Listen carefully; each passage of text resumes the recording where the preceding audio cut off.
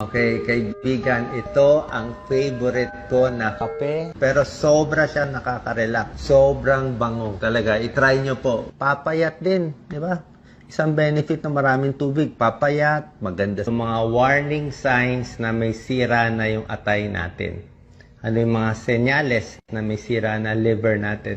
Maraming klaseng liver disease. Very important. Pag lumala yan, aabot sa liver cirrhosis. Yun ang delikado. Isang baso lang sa isang araw ay madetoxify ang liver at kidney. Mambu-purify yan ang katawan ng mas maayos, 1,000 beses na mas magaling kesa sa tonic. Ang liver ay ang filter ng toxins natin sa katawan ng higit na 500 beses. Kaya pag may sira ang liver, naiipon ang toxins, kaya habang tumatagal, nagkakaroon ng grabing mga sakit, pati na rin ang liver cancer. Nire-recommenda ko ang butter na may 5 times na mas maraming fiber at zinc para ma-purify ang liver at kidneys sa loob lang ng 1 linggo.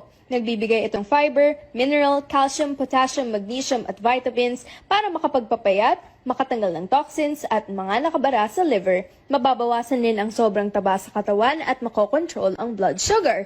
Walang calories, asukal at mayaman sa fiber. Pwedeng-pwede sa mga obese at may diabetes. Iwasan ng pagbili ng fake na goods at umorder sa website na andito para makakuha ng 40% off na vouchers at free delivery.